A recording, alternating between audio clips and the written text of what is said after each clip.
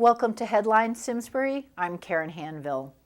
The Simsbury Veterans of Foreign Wars, in conjunction with the town of Simsbury, is looking for veterans to march in the upcoming Memorial Day Parade on Monday, May 27th. The Terrafil Parade assembles at 8:30 a.m. and the Simsbury Parade assembles at 1 p.m. To take part in either parade or for more information, please contact Ray Jennings at 860-658-1034. Debbie Payne from the DAR is here to invite you to Eno Hall after the parade. Good afternoon.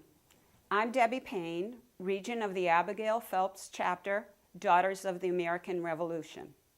And on behalf of the Main Street Partnership Design Committee, it is my pleasure to extend an invitation to all of you to attend a very special event. On May 27th, immediately following the Memorial Day Parade and Veterans Memorial Ceremony, the public is invited to an open house at Eno Memorial Hall. This event marks the completion of the restoration of this beautiful town building, which was originally dedicated in May of 1932. Unfortunately, over the past 8 decades, many updates and changes have been made in this building that obscured some of the original features. However, during the past year, Eno underwent a complete historic restoration. The design committee paid very close attention to details and architectural features. Research was done on the building's original color scheme, its marble surfaces, and decorative trim, in order to recreate the look of Eno Memorial Hall when its doors first opened in 1932. One has only to enter the building and stand in the rotunda to see an example of this project's spectacular restoration workmanship. During this restoration process, the building was also brought up to code. It is with great pride that we invite you to tour the building on May 27th from 3 to 5 o'clock. A number of community organizations will be here to welcome you. Families will be invited to participate in a little scavenger hunt to locate architectural features and artwork throughout the building. Children who participate will receive ice cream. And if you're unable to attend this open house, we hope that you will plan to stop in at another time. And now, I would like to speak a little bit about the woman who donated Eno Memorial Hall, the land it's on, and its original furnishings. It is because of the vision and the generosity of Antoinette Eno Wood that Simsbury has this beautiful building and historic landmark that has served our community in countless ways over the years. Mrs. Wood was a very civic-minded citizen who was known for her gracious hospitality and concern for the welfare of the people of her community. She passed away in 1930. In her will, her executors were directed to erect and equip a building on the land known as Eaglewood Park. It would serve as a town hall and a place for social, recreational, and educational activities. Now, because Mrs. Wood was very patriotic and a founding member and past regent of the Abigail Phelps Chapter DAR, she also directed that the south wing of the building was to be set apart for the DAR. In addition to leaving the money for the construction of Eno, she left a fund for its continued maintenance. Mrs. Wood directed that the building be named Eno Memorial Hall in memory of her parents, Amos Richards Eno and Lucy Jane Phelps Eno. Their portraits have just been restored and are displayed in the back of the auditorium. And a lovely portrait of Mrs. Wood hangs in the DAR chapter room. It is very fitting that we remember Antoinette Eno Wood at this time. The people of our community and the generations to come will continue to benefit from her generosity and love of her town. At the dedication ceremony in 1932, Mrs. Wood's nephew, Gifford Pinchot, who was the governor of Pennsylvania at that time, spoke about his aunt. He said, "Children now unborn will know the savor of her zest, and good causes yet unknown will be advanced by her generous gift." We hope to see you at the Eno Memorial Hall open house on Memorial Day from 3 to 5. If you think you have the biggest, smallest, cutest, or most handsome dog, then you'll want to enter Simsbury's Top Dog Photo Contest. One entry per household with a 4x6 photo or a JPEG digital image that must be submitted to the town clerk's office by May 31st. If you are at least 18 years of age and your favorite Pusch is at least 6 months old, you're eligible to enter the contest. Winners will be notified around June 1st, and new dog tags will be issued to the winners for the year July 2013 to June 2014.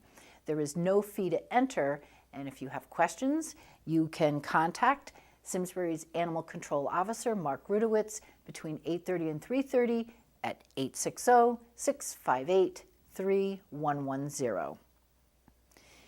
Tim Pusch and Tom Vincent from the Simsbury Performing Arts Center are here to talk about this upcoming season.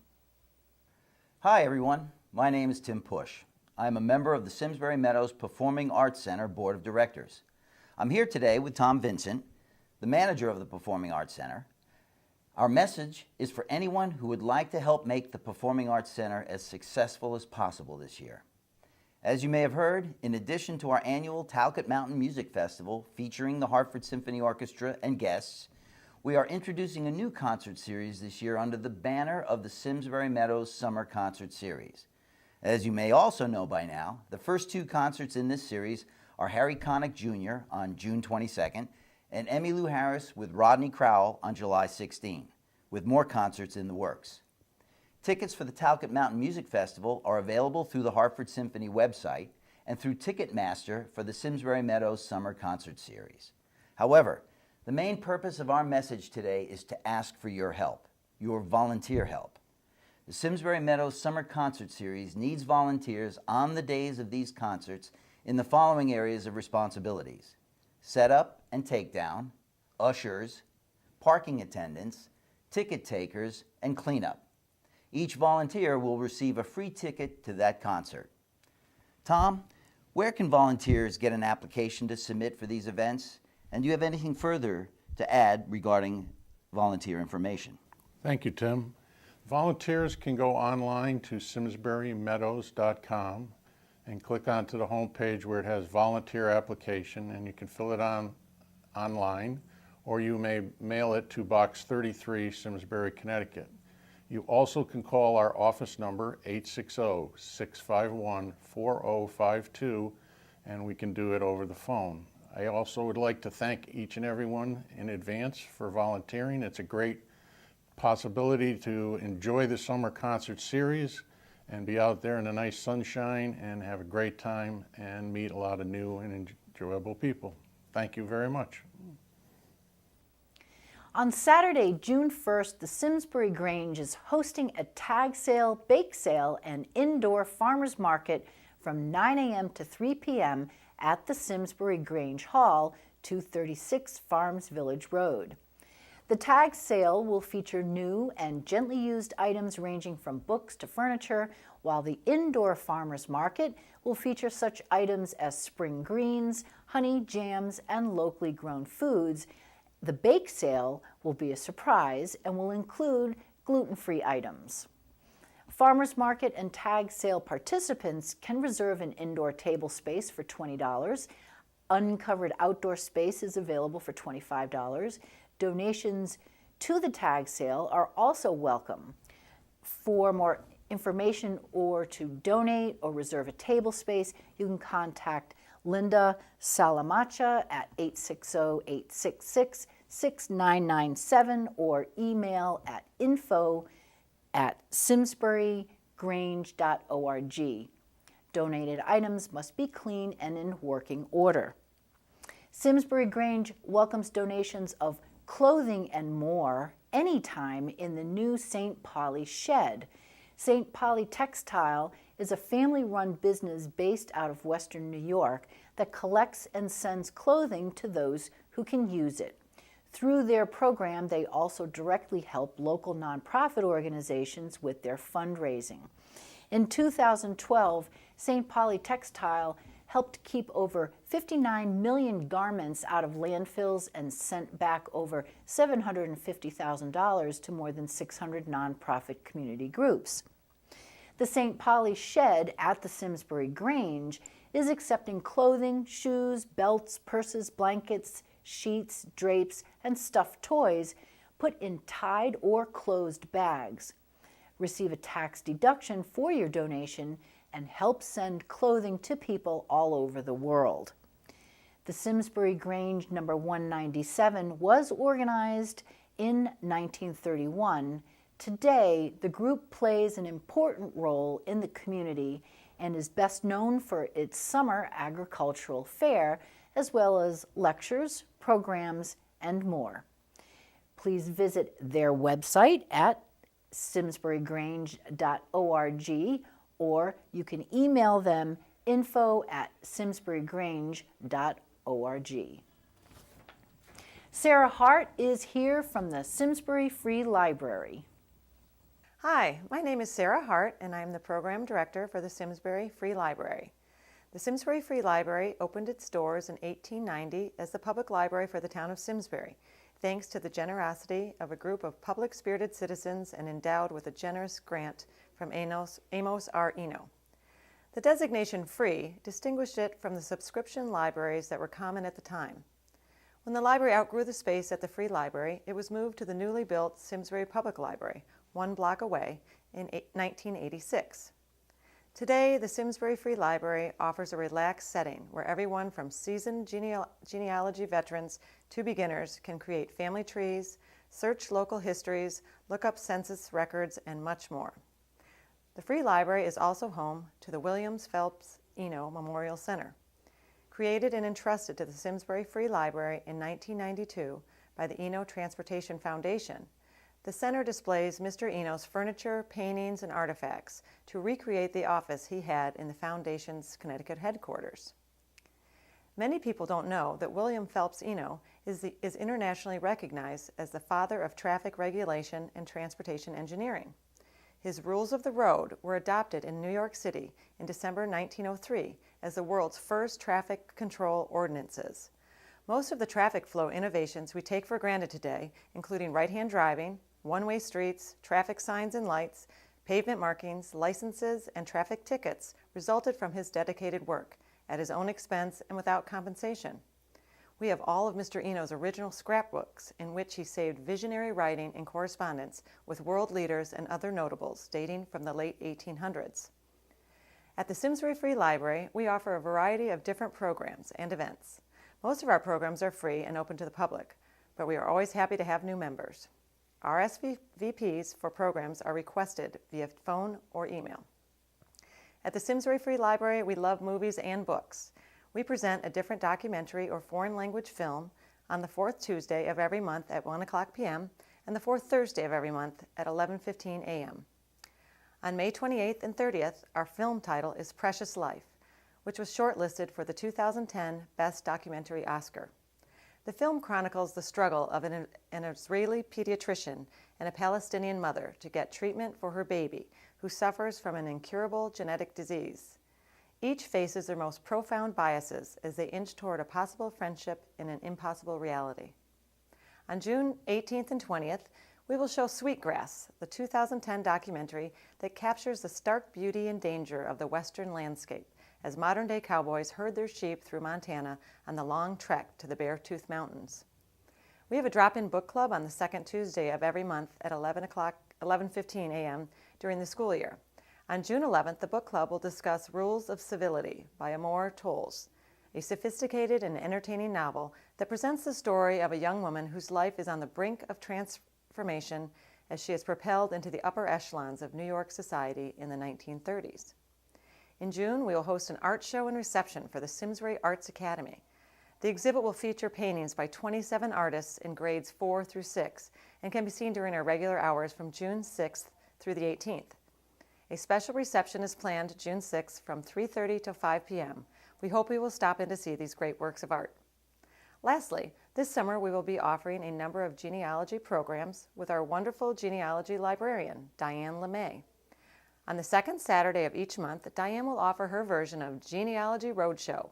If you are researching your family tree but don't know where else to look to find your missing ancestors, bring in your tree and Diane can help with deciphering handwriting, French documents, online research, Massachusetts and French Canadian research, and much more. This program is free for members and costs $5 for non-members. Stay tuned for more details on our upcoming genealogy programs, including in-depth vital records on July 27th and using Ancestry.com on August 24th. The Simsbury Free Library is open Tuesdays and Thursdays from 11 a.m. to 5 p.m. and the second and fourth Saturdays of the month from 10 a.m. to 2 p.m., as well as by appointment. For more information, visit www.simsburyfreelibrary.org or call 860-408-1336 or email us at simsburyfreelibrary@gmail.com. The Hartford Symphony Orchestra Masterwork Series will perform Stravinsky's Rite of Spring at the Belding Theater on Thursday, May 30th at 7:30, Friday the 31st, and Saturday, June 1st at 8 p.m., or Sunday, June 2nd at 3 p.m. For more information or to purchase tickets, you can contact the Hartford Symphony Orchestra ticket office at 860-244-2999 or online at hartfordsymphony.org. You can help support Community Health Resources behavioral health programs by taking part in their 6th annual golf and tennis tournament on Monday, May 20th at the Hot Meadow Country Club. To register or for more information, you can contact Ken Harrison at 860-731-5522, extension 271, or online you can visit www.chrhealth.org. Cori Behm is here to tell you about the Community Farm summer programs. Hi, my name is Cori Behm, and I am the Summer Camp Director at Community Farm of Simsbury in Simsbury. I would like to tell you a little bit about the farm and the great summer camp programs we're offering this summer. Community Farm of Simsbury is a nonprofit farm that focuses on growing certified organic produce, which is then donated to local food banks in the Farmington Valley and Greater Hartford. The farm also provides hands-on farm-based education programs during the school year and during the summer. Our summer programs are for all ages, starting with our We Farmer program for students aged 18 months to 2 years old with a parent or guardian. Explore the farm environments together and learn about our animals and gardens while taste testing lots of yummy food. This is a week-long program that runs from 9:30 a.m. to 11:30 a.m. For students aged 3 to 5 years old, we have a Pea Pod summer program. Students visit the farm for 1 week from 8:45 a.m. to 11:45 a.m. They will learn about the land and the many beautiful plants and animals that make up our local community. Basic lessons and crafts help students discover the wonder of our natural habitats, gardening, and how to feed and care for the farm animals.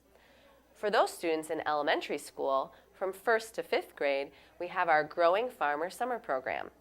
In these full-day, 1-week sessions, students explore the farm through grade-appropriate science, reading, and writing activities, as well as through games, gardening, animal care, and arts and crafts.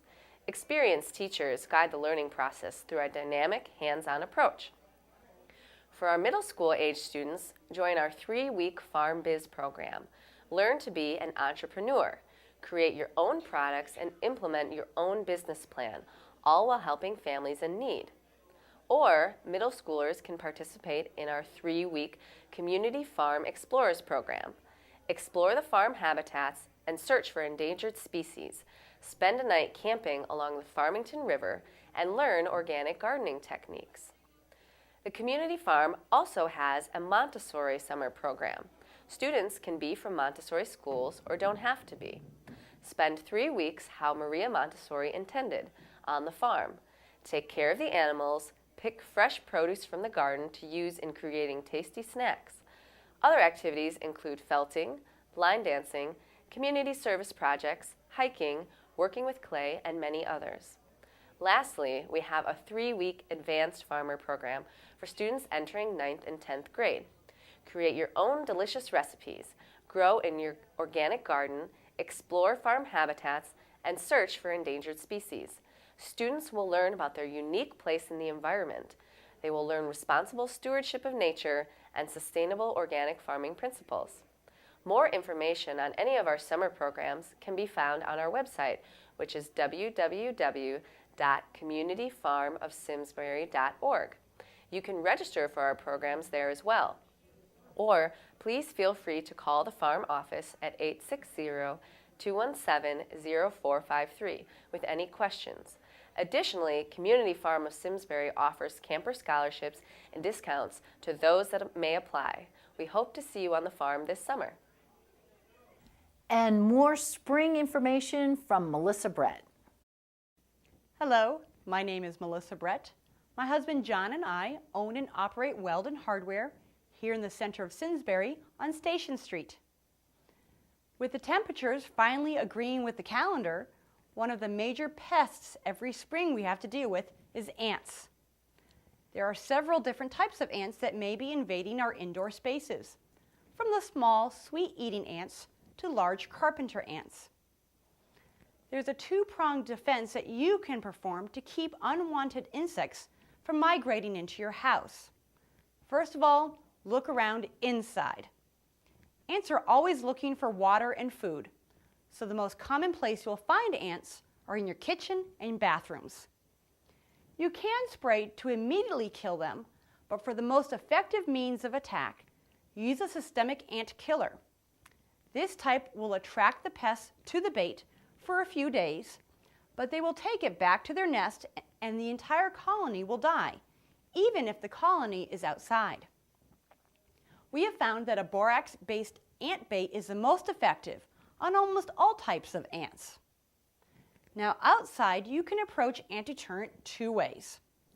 First, treat the perimeter of your foundation with either a granular product or a concentrated spray, which should include bifenthrin or permethrin. This will prevent ants and other pests such as spiders and other insects. And if you see an active colony, don't disturb it, as it may split into several other colonies and make your job even more difficult. There are outside weatherproof ant baits similar to the inside ones containing borax, and that will quickly attract the worker ants, and they'll carry it back to their nest, and the entire colony will soon be gone. Carpenter ants, which are similar to termites in the area of being hidden while they're destroying your wood, be it in your home, shed, retaining walls, and other wooden structures.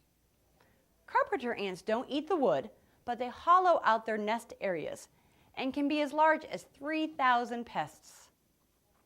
Many times you won't even know you have a problem with the carpenter ants until major structural damage has already been done.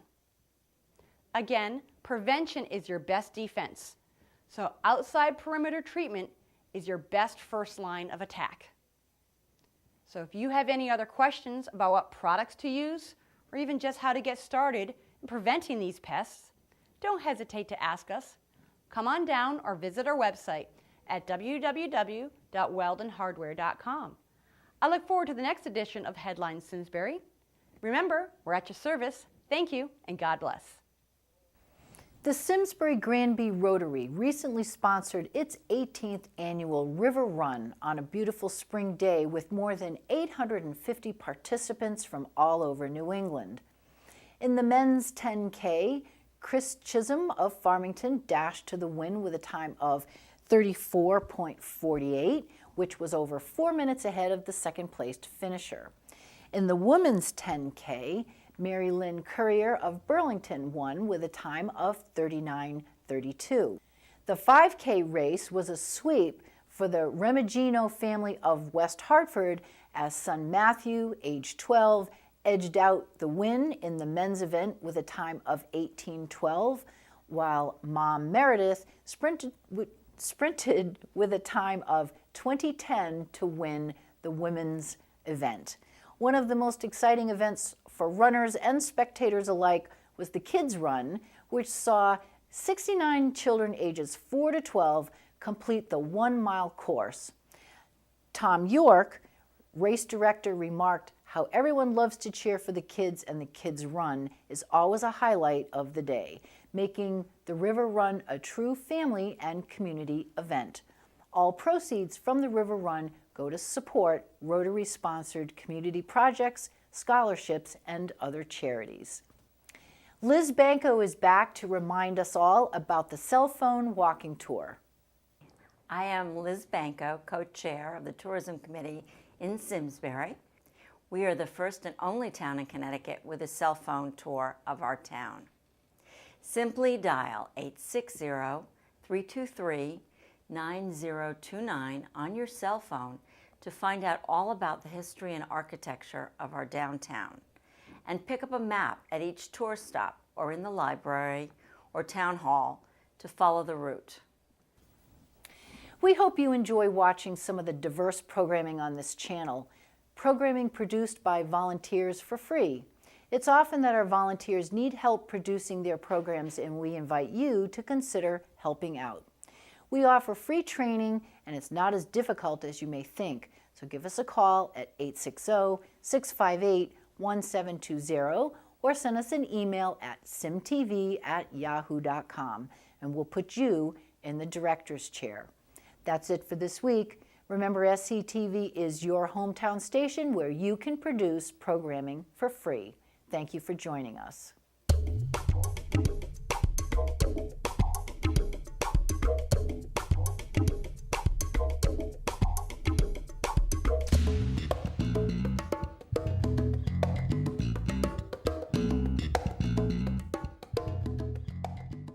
Funding for Simsbury Community Television is provided in part by contributions from viewers like you. Thank you. The Simsbury Police Department is pleased to inform residents that there is now a medication drop box installed in the lobby of the police department. The medication disposal program allows for a safe and secure way for residents to dispose of expired, unwanted, or unused medications 24 hours a day, 7 days a week.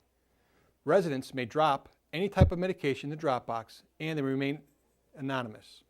There is also a black permanent marker to cross out personal information, and plastic Ziploc bags are provided. There is no cost to the residents for this service. The medication drop box is a large green metal box in the lobby of the police department. There are some medications that can be very dangerous if taken accidentally, even in small quantities.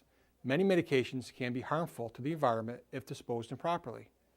The purpose of this program is to protect the environment from improper disposal of medications, to prevent someone from accidentally taking medication, and to prevent the illicit use of these drugs.